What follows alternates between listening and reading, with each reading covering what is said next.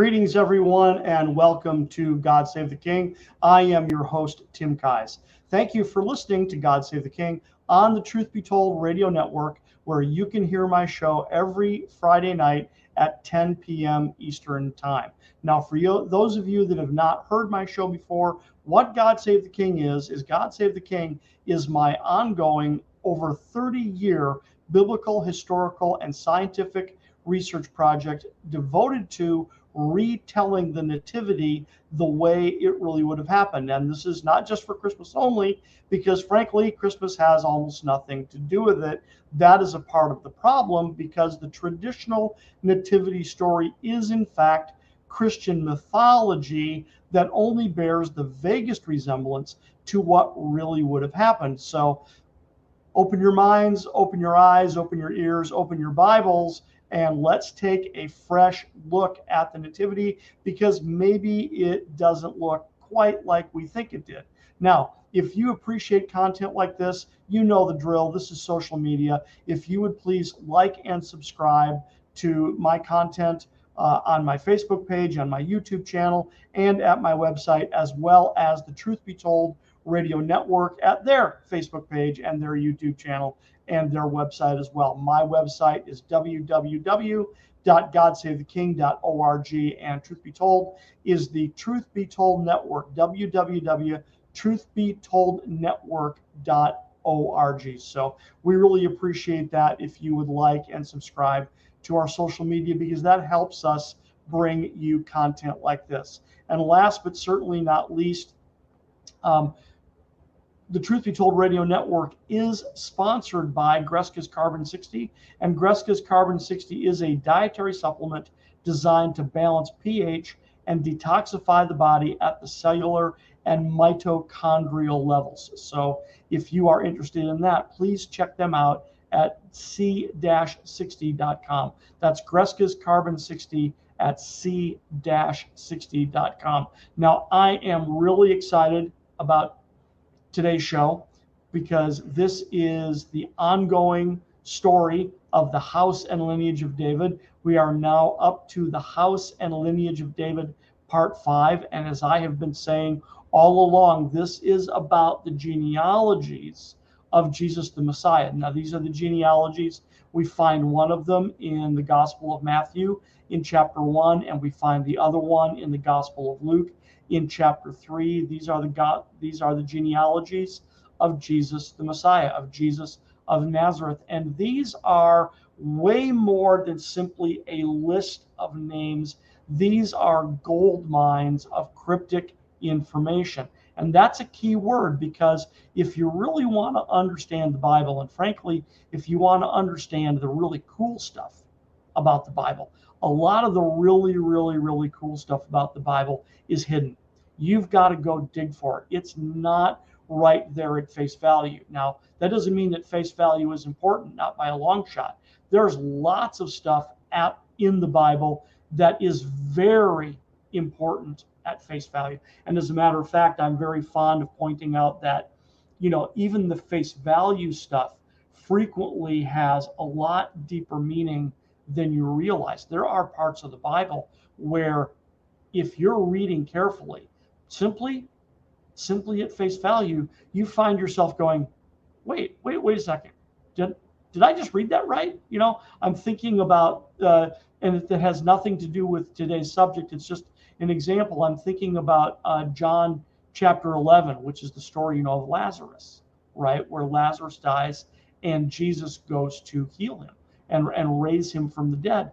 And it says that when Jesus heard the news that Lazarus was sick, he waited 2 more days, right? So that's face value. It means what it means, but do I have a giant question mark over my head? Because I should, because it's like, okay, wait a second, what does that mean? So the Bible is loaded with stuff like that at face value, but then there's layers of information. And one of those is the cryptic layer, where things are literally in code, where there might be almost no evidence of it in the record whatsoever, other than, okay, well, there's a name, or there's a number, or there's a color, or there's a material, or something like that. all this symbolism and typology and frankly codes that are encoded into the Bible. And we talked about that all the way back in the first segment of the house and lineage of David, how we went through a genealogy in Genesis chapter 5, and the fact that it's really tempting to skip that genealogy entirely, to just skip over the entire chapter and move on, because once again, it just looks like a list of names. And okay, so why are we reading a list of names, right? And then we talked extensively about the background, the Abrahamic covenant that was in segment 1. We talked about the Davidic covenant that was in segment 2, and then and we just kept moving forward, talking about why this background is important. And then finally last week we actually got. I don't want to take the time to review everything. Just go back and listen to the previous segments, and you'll get it, right? So finally, last week we started talking about the distinctions, the similarities and the distinctions in the genealogies, right? We talked about the placement, that Matthew is in the first chapter, Luke is in the third chapter. Matthew's genealogy is actually part of the infancy narrative, where Luke's genealogy technically is not actually part of the genealogy, right? We also talked about the fact that Matthew's infancy narrative, I have to slow down to make sure I state this carefully and accurately.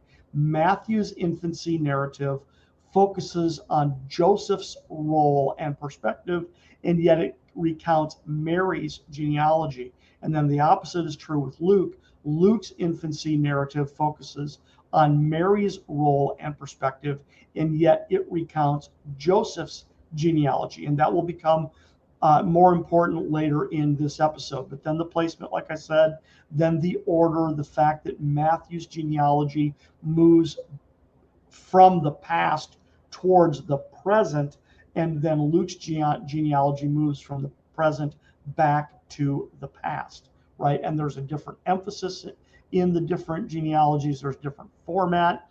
And then, of course, last time we spent an extended amount of time talking about the numerical structure, the heptadic structure in the Gospel of Matthew. And this is one of those cryptic things that you would never know unless, number one, you were reading it in Greek, and then number two, if you took the time to like count the words and count the letters and things like that. And what we discovered, indebted to the work of the Russian researcher Ivan Panin, that there's this just extraordinary heptadic structure underlying the Gospel of Matthew in the Greek. And what this demonstrates is that it is simply not possible that this genealogy was simply a matter of circumstance.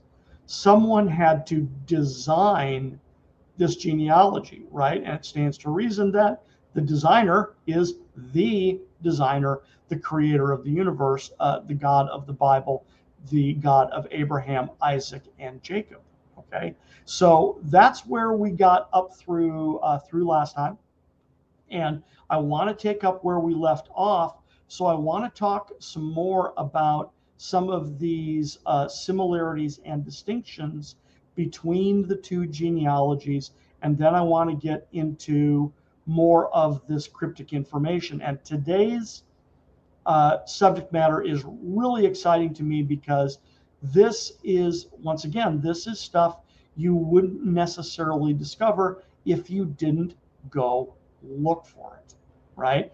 And what we are going to discover is we are going to discover subtexts that are hidden within the text that, number one, not only tell us an extraordinary amount about what is going on, but also, frankly, confirm the veracity and the integrity and the authority of the scriptures, because these things had to have been planned for in advance, right? We're going to discover things from the old covenant that have bearing on the genealogy, that when you start to take these genealogies apart and look at certain names and certain incidents that are implied because of the presence of certain people in the genealogy, that means you've got to go look backwards at their history and go, okay, well, why are they there, right? Why are they here in this genealogy, and what does this mean?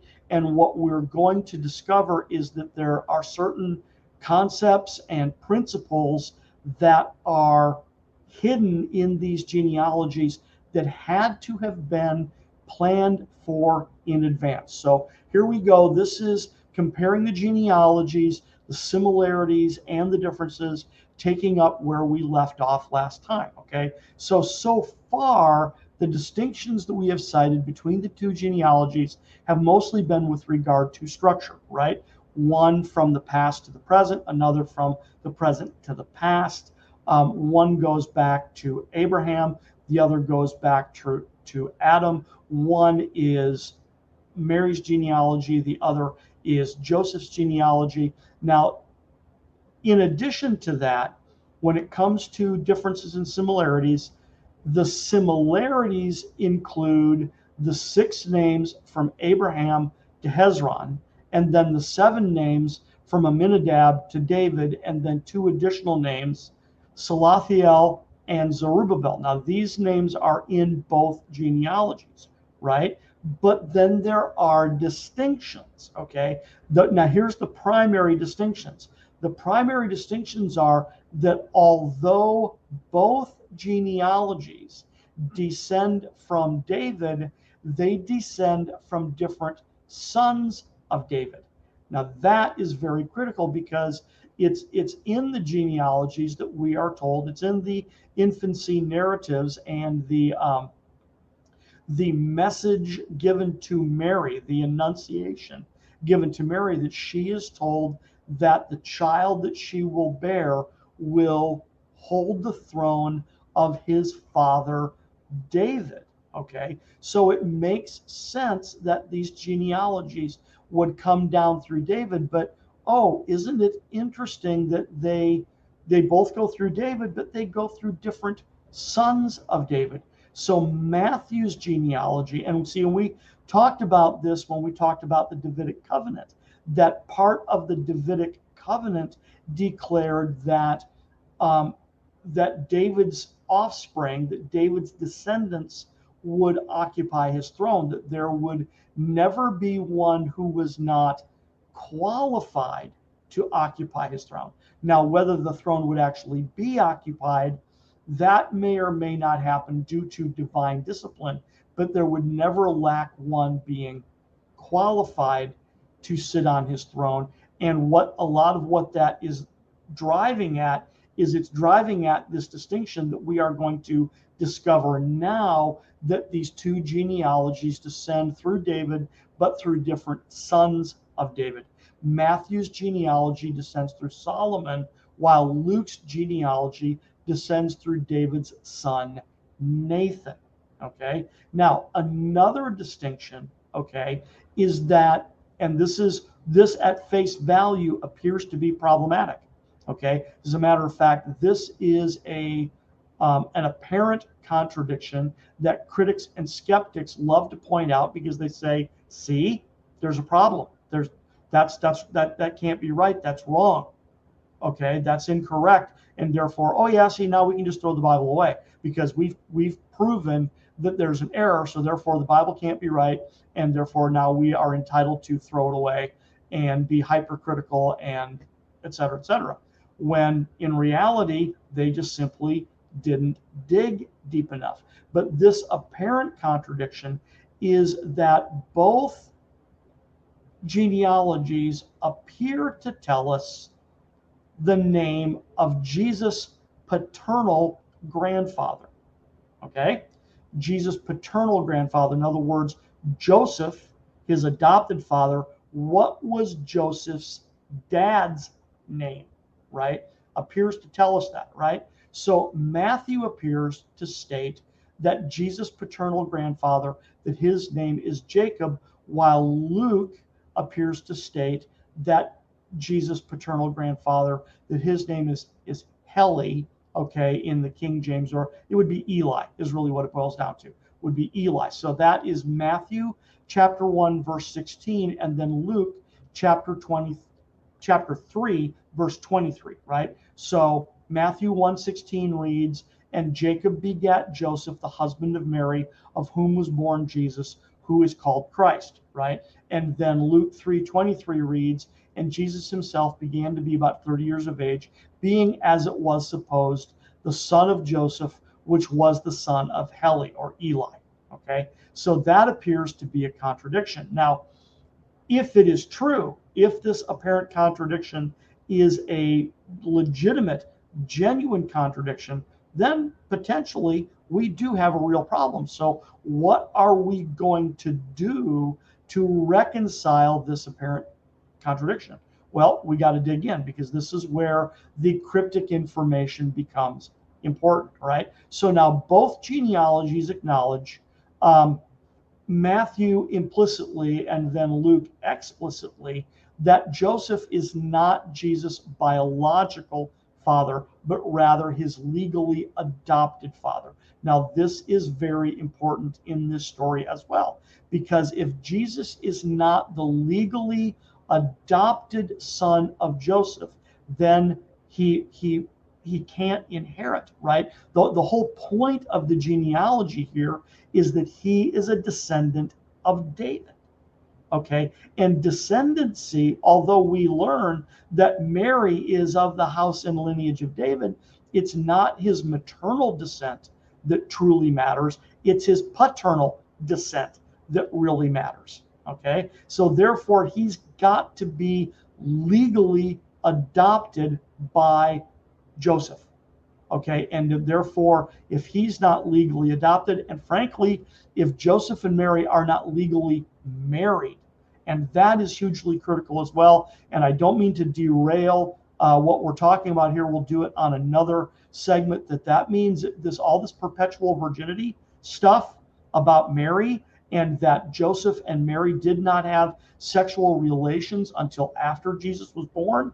That is not true. That isn't what the Bible says. And then that means that would mean that Joseph and Mary were not legally married, and that when Jesus was born, see, because think about it for a second.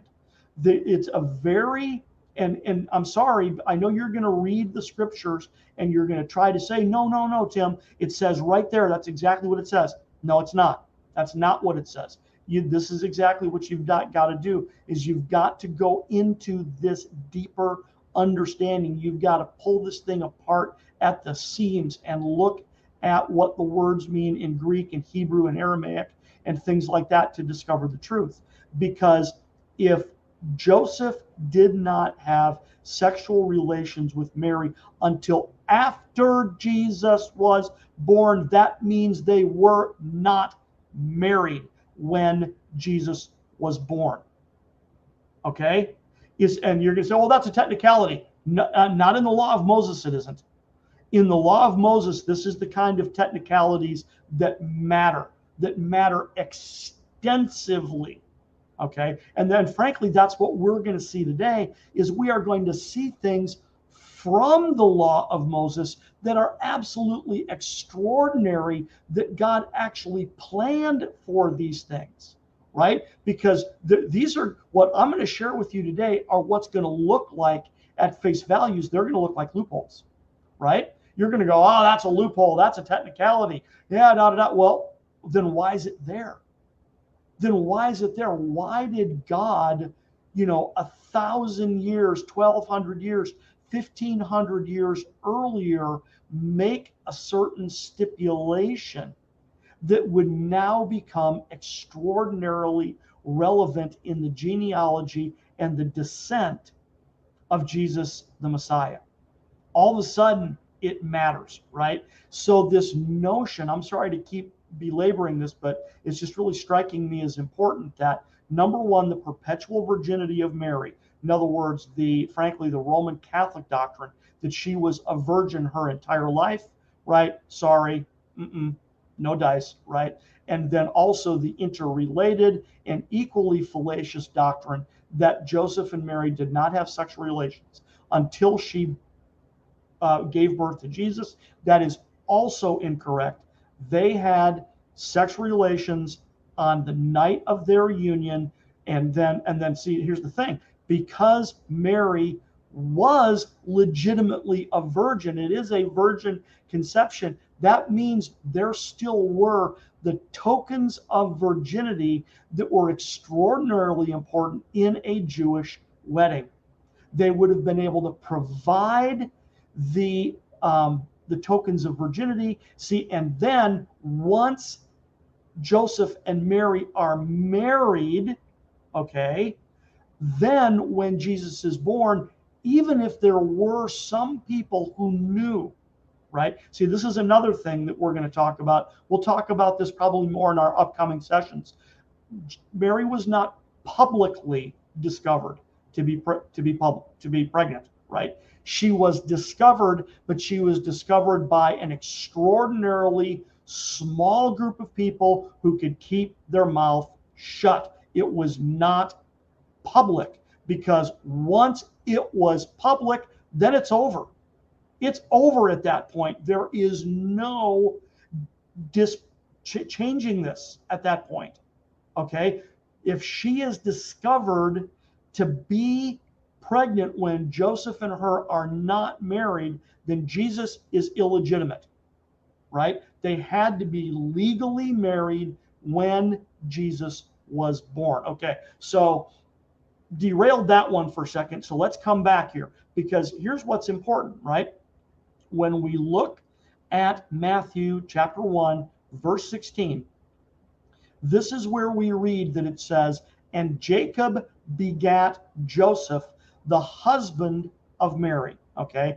And what we have here, very plain and simple, is we have a translational error from the Greek to the English. Okay. Because the English word for husband is a translation of the Greek word andra, okay, which is from the root aner, right? Now, aner has a variety of meanings that are determined in part by context, but the primary meaning of aner is always an adult male, a man, okay? Now, for example, okay, 3 verses later in Matthew chapter 1, verse 19, we read this: then Joseph, her husband, being a just man and not willing to make a public example, was minded to put her away privately. Okay, so there it is translated properly as husband. So at face, here you go, at face value, we don't really have a reason to challenge it, because husband is a legitimate translation of the word aner. It's determined by context.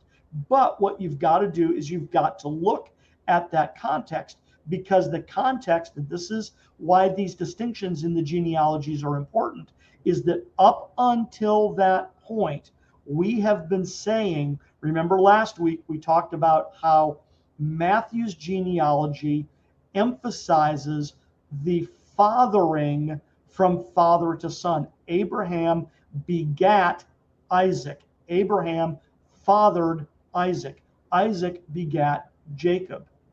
Isaac fathered Jacob. And this whole list has been so-and-so begat so-and-so. So-and-so begat so-and-so. The emphasis being on the fathering. So the entire chapter has been who begat who. But then when we reach verse 16, it suddenly changes to Joseph, the husband of Mary, right? So it's been Ram is the father of Aminadab. Aminadab is the father of Nahshon. Nahshon is the father of Solomon. And then all of a sudden we go, Joseph is the husband of Mary. Okay, right? So if you're reading out loud and you're listening to the rhythm of what's going on, so it's not only the meaning of the word, it's the rhythm of the language is going on, that this is a literary device, right?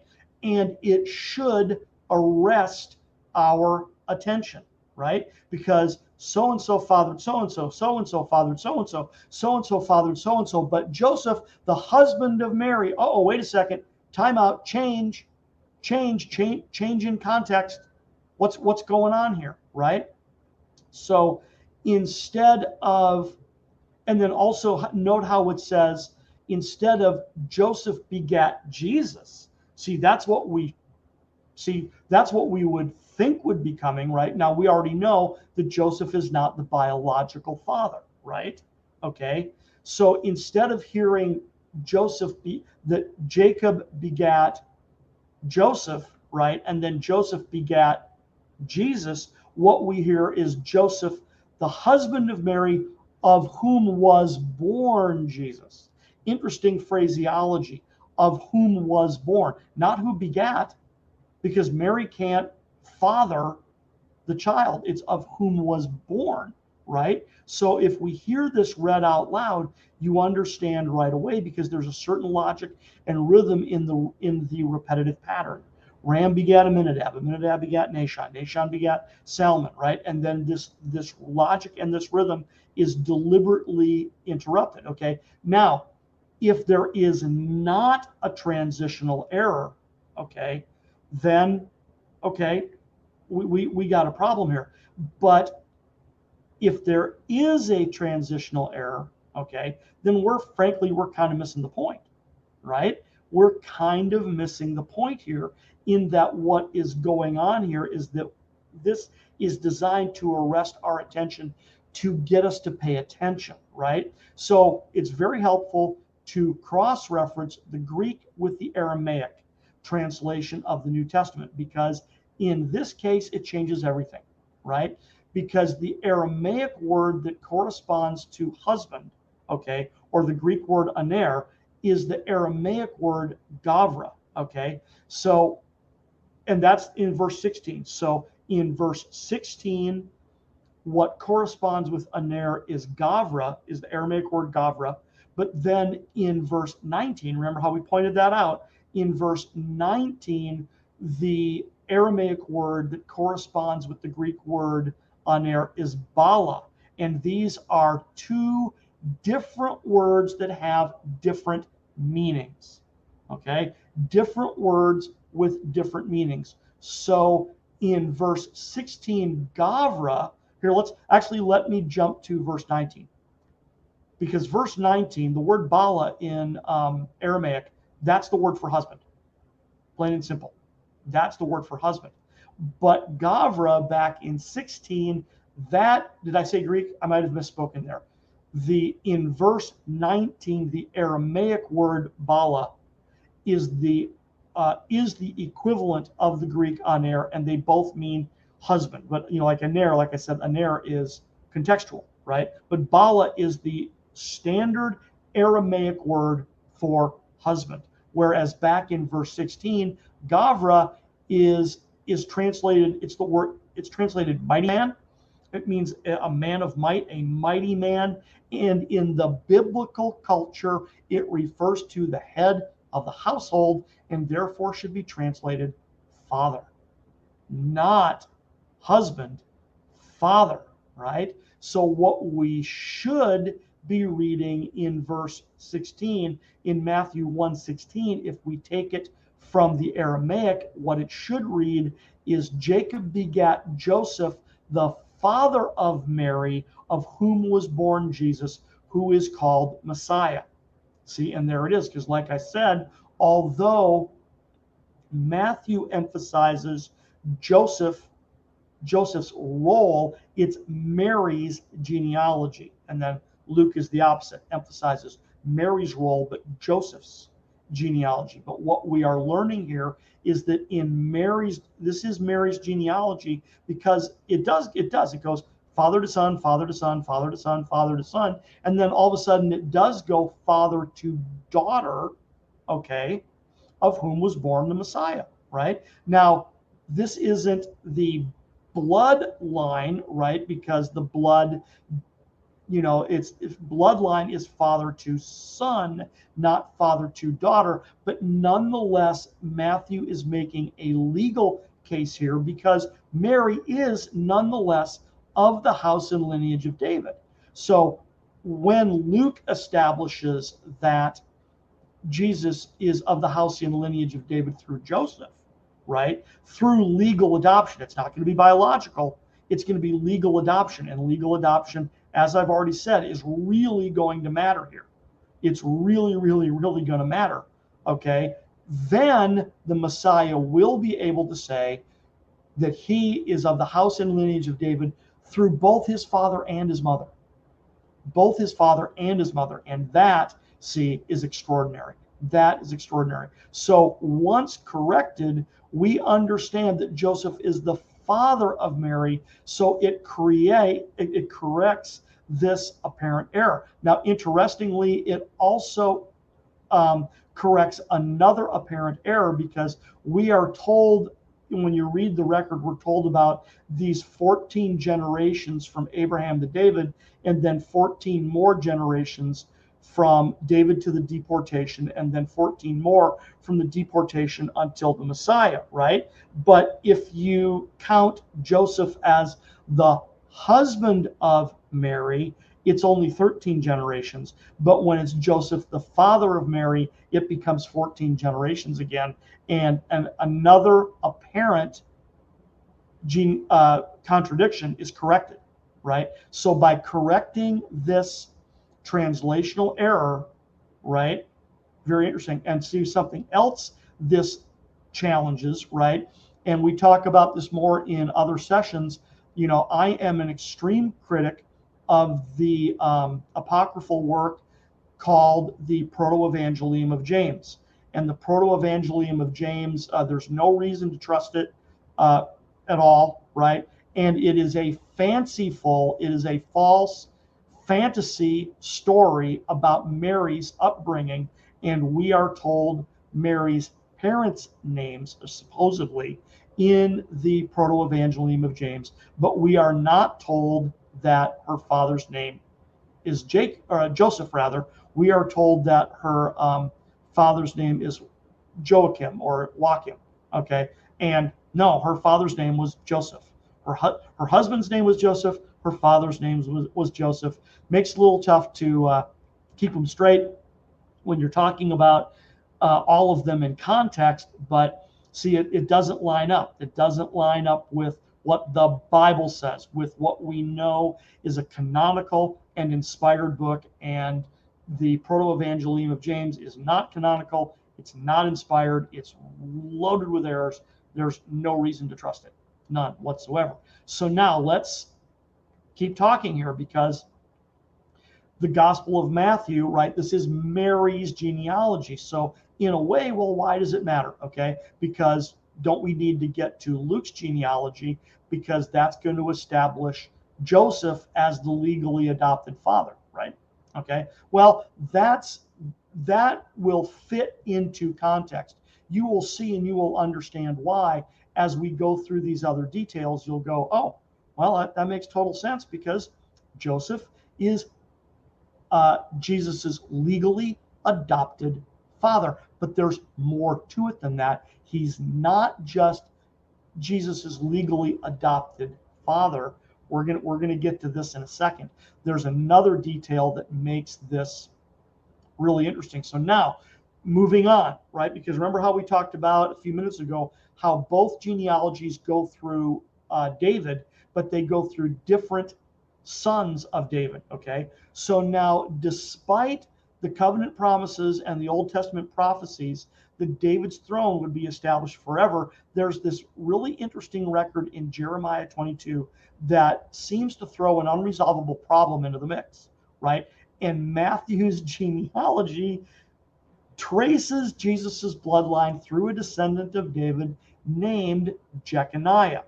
And this is what we read in Jeremiah 22 about Jeconiah. It says, "Thus saith the Lord, write this man down childless, a man who will not prosper in his days, for no man of his descendants will prosper sitting on the throne of David or ruling again in Judah." Oh my God, now wait a second. That's really clear. We are told very plainly that no descendant, no blood descendant, because this is a blood curse, okay? This is a blood curse under Jeconiah, that no descendant of Jeconiah, okay, will sit upon the throne. Now, part of this is resolved by the virgin birth. Okay, I'll tell you that right here, but this is Mary's genealogy. Mary's genealogy goes through Jeconiah. So what's the problem? Okay, so this is a common objection put forth by skeptics and atheists and, and things like that. So if Matthew was going through all this trouble to try to verify Jesus' ancestry and claim to the throne, why would he include such an obvious what appears to be a disqualification, right? How do we reconcile this apparent contradiction? Well, interestingly, there may be more than one legitimate answer. And part of it, I've already indicated, is because of the virgin birth. Because Mary, right, okay, is the daughter of Joseph, not the son of Joseph. And then although she, okay, not the husband. Mary is the daughter of Joseph, not the husband of Joseph, according to Matthew's genealogy, right? Okay, but then the father is God, right? So what bloodline does she literally carry? Very interesting question. But that, of course, brings us to the house of Nathan, because in Luke's genealogy, right? Okay, that we go through David there. Okay, so and part of the legal right is established from David's throne, passed through the house of Nathan, which is another one of David's sons by Bathsheba. Okay, so it's in, and see, the promise to David's house was never limited to Solomon. Okay, but for some reason this doesn't feel entirely satisfactory. See, it sounds like, but wait a second, really?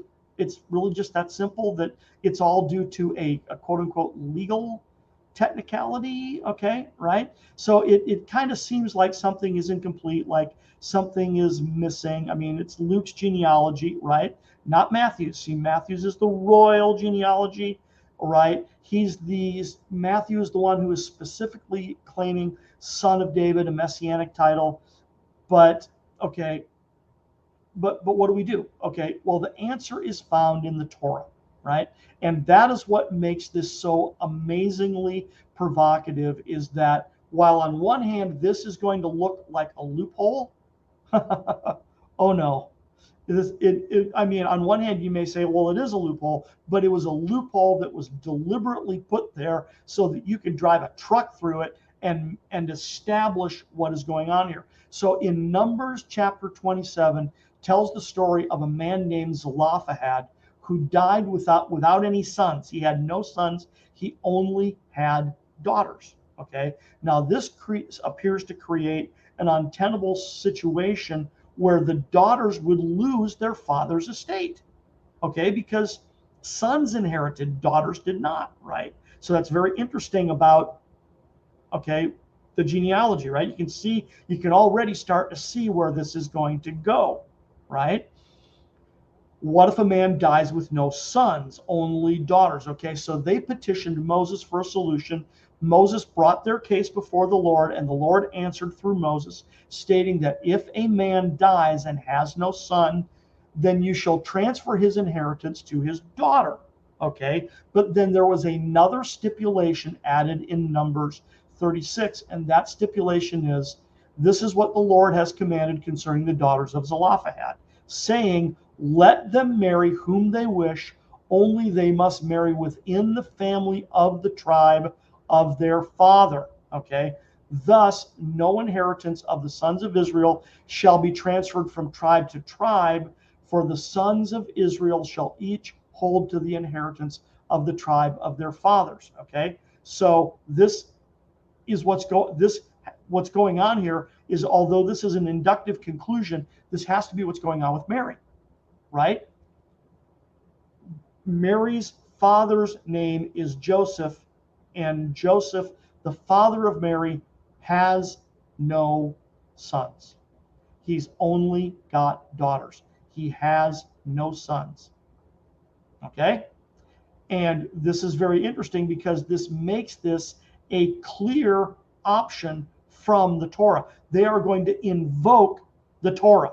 You can't get more Jewish than this. You can't get more law of Moses, Jewish technicality, genealogy, everything according to the letter of the law. You can't get more Jewish than this to invoke the Torah to establish a messianic claim. Okay? Because, see, here you go. So according to the genealogy of Matthew 1, once the correction is made in verse 16, Mary is clearly a descendant of David, but through the cursed line of Jeconiah. But if Mary has no brothers, right? If her father has no sons and she has no brothers, and she marries within her tribe, then her husband is in fact adopted by her father, and therefore he becomes his son, and therefore he receives, they receive her father's inheritance, right? So we know that Joseph is of the tribe of Judah because of his genealogy in Luke chapter 3.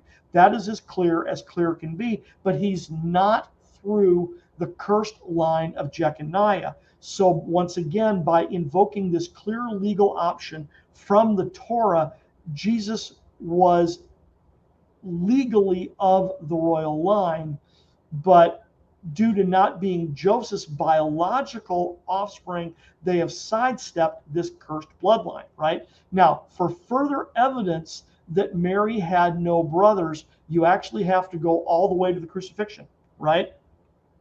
Jesus is hanging on the cross. He's getting ready to expire.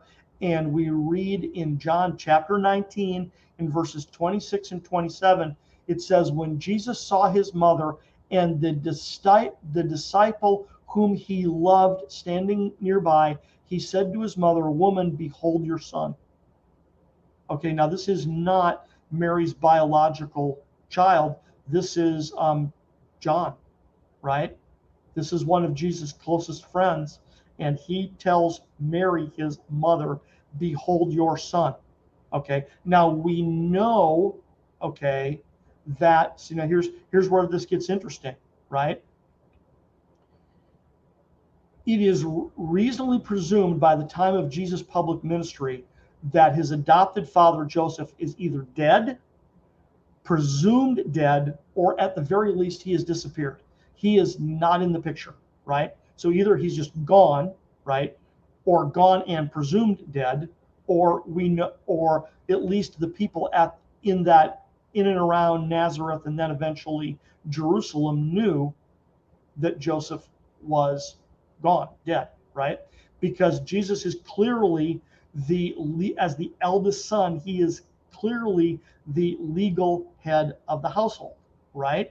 Okay. Now, we also know from scripture that Mary did have other children by Joseph, okay, and other sons by Joseph. But what this means is that due to either age or inability or unwillingness or any one of a wide variety of reasons, one of her other sons was unwilling to take the responsibility of becoming the head of the household, which that is what appears to be the case here. Okay, right? Now, bear with me a sec, because if this is the case, however, okay, so like I said, Jesus is getting ready to die. He's the head of the household. He is making sure his mother gets taken care of, right? And he does not turn her over to one of his half brothers. So that means, and we learn later on that, see, at this point, none of his half brothers believe in him. See, that's part of the record. That's part of the record, is that his half brothers don't believe in him at this time. So it makes complete sense that he does not turn the care of his mother over to one of his half brothers. Now, if one of his half brothers is not available, The next option, according to the law of Moses, is that Mary is supposed to go to one of her brothers. Okay? Well, this is where we get the inductive reasoning that Mary must not have any brothers, because what Jesus does is, see, she's supposed to go back to her father's house. Right now, it's very possible that her father has passed away at this point, but she doesn't have a father to go back to, and she doesn't have a brother to go back to, right? So this is not a legitimate option. So this is why Jesus turns the care of his mother over to one of his best friends and says, "Woman, behold your son," right? See, and this all makes sense if what I'm saying is true, and I believe it is. And you don't have to believe me, that's not a requirement. Do the research for yourself. But like I've said, this is very, very provocative because it relies upon a clear stipulation in the Torah. Okay, and the stipulation, and see, and this is just like God to do this, to hang the messianic claims on some obscure provision from the law of Moses. That actually makes complete sense because, like I said earlier, it doesn't get more Jewish than this. It doesn't get more Jewish than this. This is as Jewish as it gets, that we are going to go into the Torah and we are going to find some really bizarre qualification in the Torah, and we are going to hang the messianic claim upon that. But this makes complete sense, and we are going to talk about it in greater length when what I'll do in a future episode is we are going to talk about Joseph and Mary's betrothal and nuptials, because when you put this in the context of a Jewish wedding, of a Jewish marriage, which had two very distinct parts of the equation. You've got the betrothal, which happens first, right? And the couple is, kind of de facto married at that point, right? But they have not come together biologically. They have not had sexual relations yet. So they are not fully and completely married yet. See, and that's what we read about in Matthew when Mary is discovered. And like I said earlier, she's not publicly discovered. She is discovered, but she's discovered and because people blow it out of proportion.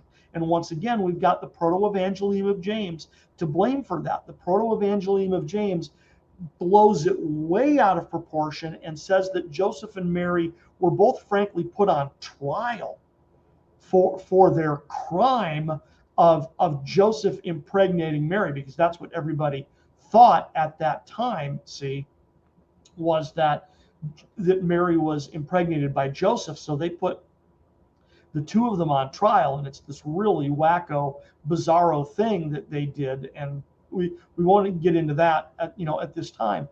But this is another reason why the traditional versions of the nativity story, especially the ones that do rely on the proto-evangelium of James, they're really problematic because they include these concepts and ideas that you can't find them. You can only kind of vaguely find them in the Bible, but not really. Whereas here we're looking at one that, man, there it is, the daughters of Zelophehad.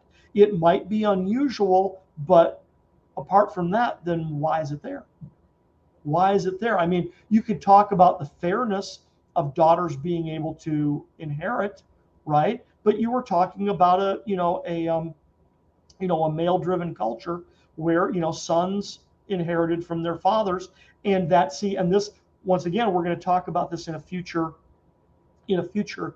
segment when we talk about the whole marriage ritual, is that daughters inherited, quote unquote, when they got married. They received a portion of their father's estate as part of the dowry, is really what it boils down to, right?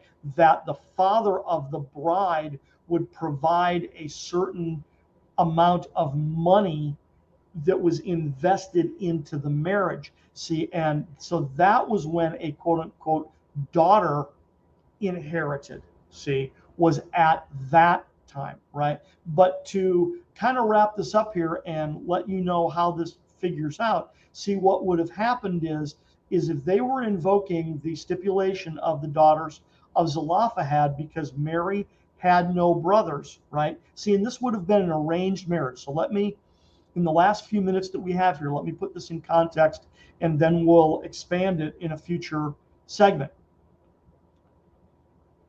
This would have been an arranged marriage, right? And we know historically, this is very interesting, right?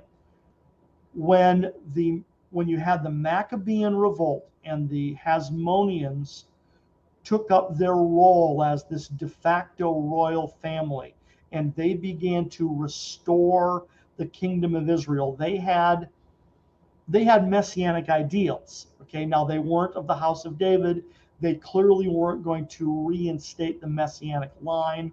They couldn't truly sit on the throne of David, but they remembered the glory days of David and Solomon. So they wanted to restore the kingdom. So through a combination of annexation and conquest and things like that, and they began to reclaim the land. Number one, remember land seed blessing, right? I'm all about land seed blessing. That's a big deal, right? So they began to reclaim the land, but then they also had to re-Judaize the culture, right? Which is really interesting because the Hasmoneans were really, especially the further into their line that you got, the initial ones, Mattathias and then Judah, right? And then Jonathan and Simon, they were the rebels. They were the patriots, right? They were Jewish patriots fighting against Hellenism, fighting against the Greeks. They didn't want the corruption of their culture. So you see, so one man's rebel is another man's patriot, right? So in their minds, they are patriots, right? So when you get a few generations down and you get to the reign of Aristobulus the First, Aristobulus the First is the one that annexed Galilee and arranged for a very deliberate migration of Judeans from the south to migrate to Galilee so that they could re-Judaize Galilee, right? Now, when you fast forward to when Herod the Great became appointed the governor of Galilee, one of his first tasks was that he had to put down these domestic terrorists, these rebels that were running rampant through Galilee. Well, what did I just say? One man's rebel is another man's patriot. Herod called them rebels, but to the Jews, these were patriots. Okay, so Galilee was a hotbed of Jewish patriotism, right? A hotbed of Jewish patriotism. So what families are living in Galilee that is a hotbed of Jewish patriotism? But Mary's family and Joseph's family, okay?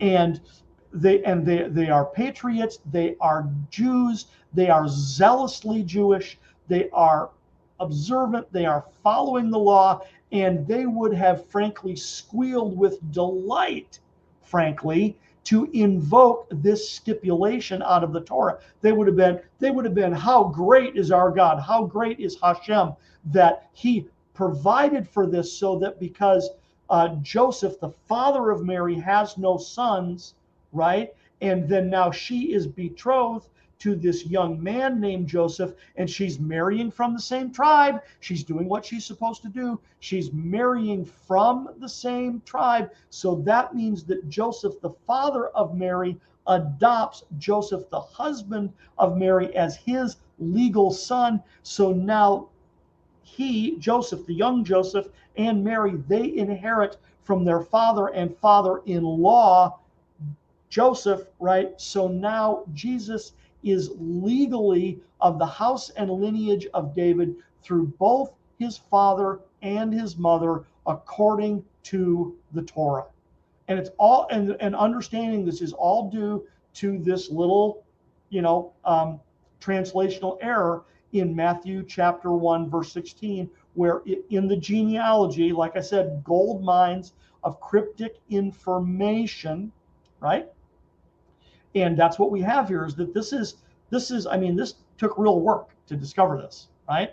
And you would never know it if you didn't go look for it.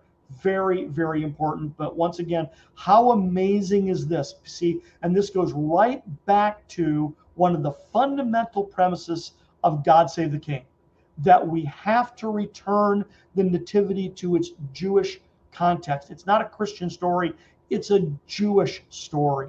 Joseph and Mary were Jewish. Everything they would have said and done would have attested to their Jewishness. And the genealogies and the blood curse of Jeconiah and the daughters of Zelophehad, they are no exception. So this is a great place to stop. I'm really excited. I'm really glad you listened today. My name is Tim Kies. I want to thank you for listening to God Save the King on the Truth Be Told radio network, where you can hear my show every Friday night at 10 p.m. Eastern. God Save the King.